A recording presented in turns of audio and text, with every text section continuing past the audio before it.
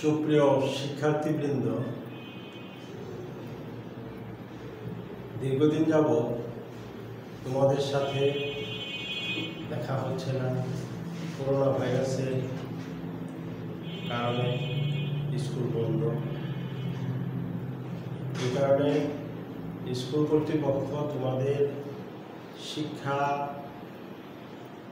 চালু রাখার জন্য অনলাইনে পাঠদান পদ্ধতি বা কার্যক্রম শুরু করে সিদ্ধান্ত নিয়েছে। সেই লক্ষ্যে আমরা আমাদের শিক্ষকদের কর্ম পরিকল্পনা শুরু করছি। আশা করি এই অনলাইনে পাঠদানের বিষয়গুলো তোমরা মনোযোগ সহকারে দেখবে, বোঝার চেষ্টা করবে এবং বাড়িতে পড়াশোনা করবে। আমি দশম শ্রেণীর হিন্দু ধর্ম ও নৈতিক শিক্ষার বিষয়ে আজ তোমাদের পাঠদান করাব। অধ্যায় দ্বিতীয়, হিন্দু ধর্ম ও নৈতিক শিক্ষা। পাঠ শিরোনাম হিন্দু ধর্মের বিশ্বাস। হিন্দু ধর্মের বিশ্বাস। হিন্দু ধর্ম কি আগে বুঝতে হবে। ধর্ম কি, হিন্দু কি? ধর্ম হল মানুষের যে কাজ করলে মানুষের কল্যাণ বা মঙ্গল লাভ হয় তাই ধর্ম। হিন্দুদের ধর্মকে সনাতন ধর্ম বলা হয়। ইহা প্রাচীন ধর্ম। সনাতন অর্থ হচ্ছে চিরন্তন, যাহা ছিল, আছে এবং ভবিষ্যতেও থাকবে। হিন্দু ধর্মাবলম্বীদের ধর্মকর্মের বিষয়টি খুব গুরুত্ব দেওয়া দরকার এবং ধর্মের অনুশাসনগুলো মেনে চলা দরকার। সেই লক্ষ্যে ঈশ্বরের বিশ্বাস প্রথম ধাপ।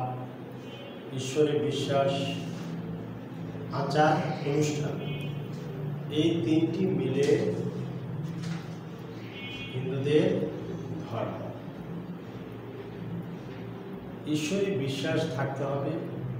ঈশ্বরে বিশ্বাস মানে হচ্ছে মৌল বিশ্বাস। ঈশ্বরকে, এখন প্রশ্ন, তোমরা নিশ্চয়ই জানো, ঈশ্বর সর্বশক্তিমান, সর্বজ্ঞ, বিশ্বনিয়ন্তা এবং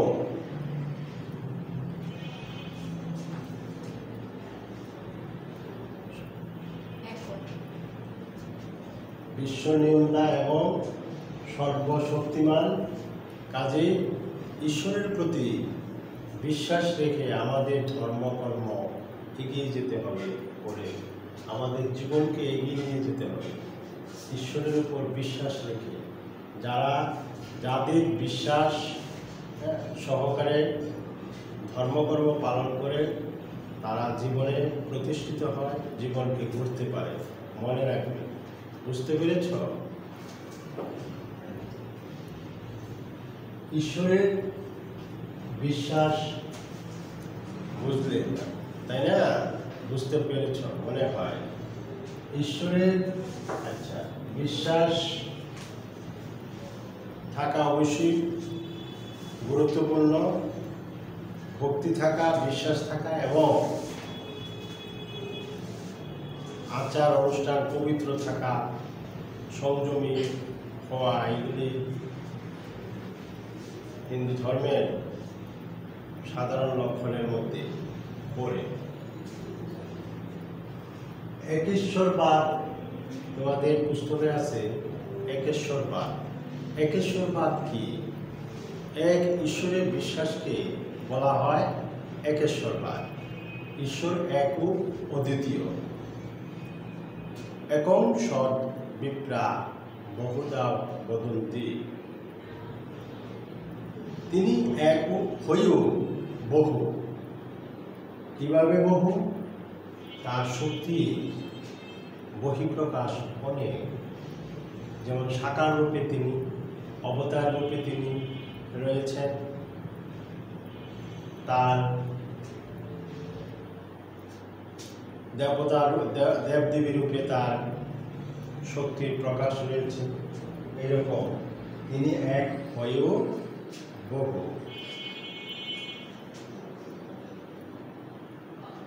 তোমাদের পুস্তকে আরেকটি বিষয় রয়েছে যে অবতার সম্পর্কে। অবতার কি? ঈশ্বর যখন অবতরণ করেন ভগবান রূপে যুগে যুগে, তখনই তাকে অবতার বলা হয়। শ্রীমদ্ ভগবদ গীতায় শ্লোকটি তোমরা পড়েছ নিশ্চয়ই।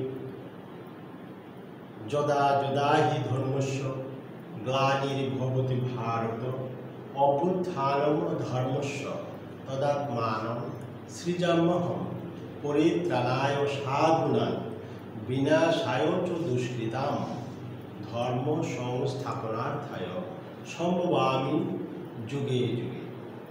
যখনই ধর্মের গ্লানি ও অধর্ম বেড়ে যায়, তখনই আমি যুগে যুগে অবতীর্ণ হয়ে তিনটি কাজ করে থাকি। প্রথমত, দুষ্টদের বিনাশ করি। দ্বিতীয়ত, সাধুদের পরিত্রাণ করি। তৃতীয়ত, ধর্ম সংস্থাপন করি। অবতারের কাজ কয়টি বুঝতে পারলে? তিনটি। অবতারের কাজ তিনটি। এখন অবতার, আরেকটা প্রশ্ন আছে, অবতার কয় পর্যায়ে? অবতার 3 পর্যায়ে। একটা হলো গুণাবতার, আরেকটা হলো লীলাবতার, আরেকটা হলো আবেশ অবতার। গুণাবতার বলতে কি বোঝায়? গুণাবতার কারা? গুণাবতার হচ্ছে ব্রহ্মা, বিষ্ণু, মহেশ্বর, শিব। এটা গুণাবতার। আর লীলাবতার বিষ্ণুর 10 অবতারকে লীলাবতার বলা হয়। বিষ্ণুর 10 অবতার কারা? মৎস্য, কূর্ম, বরাহ প্রভৃতি স্থূল দেহধারী জীব মনুষ্যরূপে যারা লীলা করে যাচ্ছেন তারাই হলেন বিষ্ণুর 10 অবতার। আরেকটা আছে কি? আবেশ অবতার। আবেশ অবতার কারা? আবেশ অবতার হচ্ছে মুনি ঋষিগণ, সাধকগণ তপস্যা যারা করেন তাদেরকে আবেশ অবতার বলা হয়। বুঝতে পেরেছ? আবেশ অবতার কারা? তাহলে আবেশ অবতারদের উদাহরণ কি বলো তো দেখি। আবেশ অবতার হলো যেমন লোকনাথ ব্রহ্মচারী, শ্রীরামকৃষ্ণ পরমহংসদেব, স্বামী বিবেকানন্দ, শ্রীরাম ঠাকুর অনুকূলচন্দ্র, তারা হলেন আবেশ অবতার। তাইলে তোমরা বুঝতে পেরেছ অবতারের পর্যায় কয়টি? 3টি। প্রথমটি হলো গুণাবতার, দ্বিতীয়টি হলো লীলাবতার, তৃতীয়টি হলো আবেশ অবতার।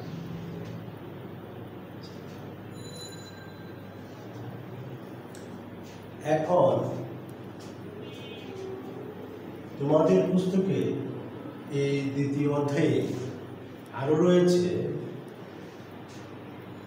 চতুরাশ্রম। চতুরাশ্রম চতুরাশ্রম বলতে বোঝায় আশ্রম 4 ভাগে বিভক্ত।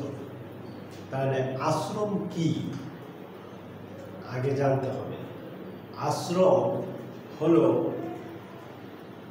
মানব জীবনের সমগ্র কালকে 4টি ভাগে বিভক্ত করা হয়েছে। এক একটি ভাগকে আশ্রম বলে। আশ্রম,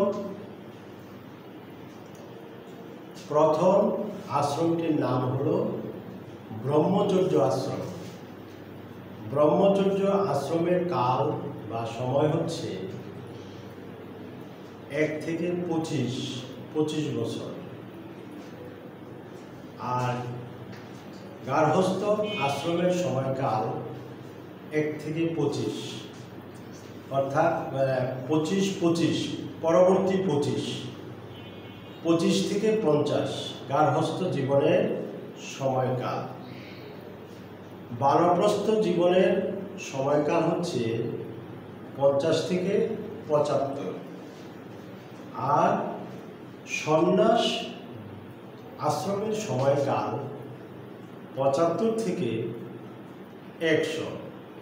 তাহলে বুঝতে পারলে মানব জীবনের সমগ্র জীবনের সময়ের যে অবস্থান, কর্তব্য কর্ম, সেগুলির দিক বিবেচনা করে শাস্ত্রে এই 4টি পর্যায়ের কথা বলা হয়েছে। ব্রহ্মচর্যটা কি? ব্রহ্মচর্য হলো শিক্ষা জীবনের এক গুরুত্বপূর্ণ সময়, 1 থেকে 25 বছর। তখন পূর্বে গুরুগৃহ থেকে শিক্ষাদান আর শিক্ষা অর্জন করা হতো। বর্তমানে শিক্ষা প্রতিষ্ঠানের মাধ্যমে শিক্ষা গ্রহণ করা হচ্ছে। পূর্বের যে বিষয়ে 25 বছরের সময়টা ব্রহ্মচর্য আশ্রম, গুরুর নিকট শিক্ষা বা দীক্ষা গ্রহণ এবং গুরুর তত্ত্বাবধানে পড়াশোনা করতে হতো। এটাই ব্রহ্মচর্য আশ্রম। এই আশ্রম থেকে শিষ্যকে গুরু শাস্ত্র অধ্যয়ন, আত্মসংযম, পরিশ্রম ও কঠোর জীবনযাপনে অত্যন্ত অভ্যস্ত হতে হতো। এবার আশ্রমের দ্বিতীয় পর্যায় হচ্ছে গার্হস্থ। গার্হস্থ আশ্রম বলতে বোঝায় গৃহে থেকে ধর্ম, সাংসারিক যাবতীয় কর্তব্য কর্ম করাকে গার্হস্থ আশ্রম বলা হয়। গার্হস্থ আশ্রমের প্রধান কর্তব্য মাতা পিতাকে সেবা করা, ধর্ম পালন করা।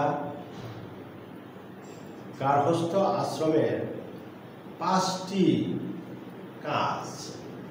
প্রথমটা হলো পিতৃযজ্ঞ, দৈবযজ্ঞ, মাতৃযজ্ঞ, ভূতযজ্ঞ, নৃযজ্ঞ, ঋষিযজ্ঞ।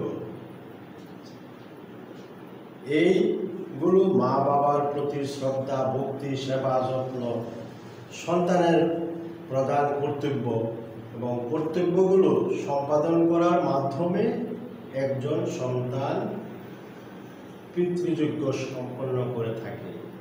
এইভাবেই 5টি পর্যায় করতে হবে কর্তব্য কর্ম। বানপ্রস্থ, তারপরেরটা হলো আশ্রমের তৃতীয় পর্যায় হলো বানপ্রস্থ। বানপ্রস্থে সেখানে মানুষ সংসারের দায় দায়িত্ব সন্তানের উপর ন্যস্ত করে নির্জন পরিবেশে অবসর জীবনযাপন করতে হতো। সংসার জীবনের সঙ্গী স্ত্রী স্বামীর সঙ্গে থাকতে পারেন, তবে তাদের জীবনচর্চার সংযম, ত্যাগ, নির্লোভ আচরণের বিধান থাকে। এই পর্যায়ে বানপ্রস্থ আশ্রমের কর্তব্য কর্ম হচ্ছে ভজন, ঈশ্বরের প্রতি ভজন, পূজন, কীর্তন, জপ, ধ্যান প্রভৃতি ধর্মীয় কর্মে মগ্ন থেকে বানপ্রস্থের জীবনযাপন বা কর্তব্য কর্ম করা। আশ্রমের চতুর্থ পর্যায় হল সন্ন্যাস। আশ্রম জীবনে চতুর্থ পর্যায়ে আসে সন্ন্যাসের বিষয়। সন্ন্যাস শব্দের অর্থ হচ্ছে সম্পূর্ণরূপে ত্যাগ। সম্পূর্ণরূপে ত্যাগ বলতে কি বোঝায়? সংসার থেকে বিচ্ছিন্ন হয়ে যাওয়া, সংসারের কারোর সাথে তার সংযোগ বা সম্পর্ক থাকবে না। এই আশ্রমে এসে সন্ন্যাসী একাকী জীবন ধারণ বা জীবনযাপন করবে। দণ্ড গ্রহেণ মাত্রেণ নরু নারায়ণ হবে। এই বিষয়ে শ্লোকটি তোমাদের পাঠ্যপুস্তকে রয়েছে যে দণ্ড ধারণ করলেই মানুষ নারায়ণ রূপে পরিগণিত হয়, অর্থাৎ সন্ন্যাস গ্রহণ করলেই মানুষ হয় নারায়ণ স্বরূপ। নিশ্চয়ই বুঝতে পেরেছ, নারায়ণ ভগবানেরই একটা শক্তির অংশ। তারপরে রয়েছে তোমার পাঠ্যপুস্তকে যোগ সাধনা। যোগ সাধনা, যোগ সাধনা বলতে কি বোঝায়? যোগ অর্থ হচ্ছে সংযোগ। যোগ শব্দটি সাধারণভাবে সংযোগ অর্থই ব্যক্ত করে। একের সঙ্গে অপরের সংযোগকে সংক্ষেপে যোগ বলা হয়। জীবাত্মার সঙ্গে পরমাত্মার সংযোগকে যোগ বলা হয়। মহর্ষি পতঞ্জলি যোগশাস্ত্রের প্রণেতা। যোগ চিত্তবৃত্তি নিরোধ, অর্থাৎ চিত্তবৃত্তি নিরোধকে যোগ বলা হয়।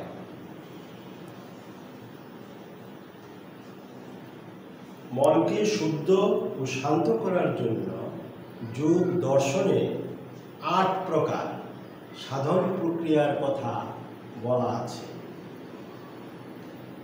যেমন 1 যম, নিয়ম, আসন, প্রাণায়াম, প্রত্যাহার, ধারণা, ধ্যান, সমাধি ইত্যাদি।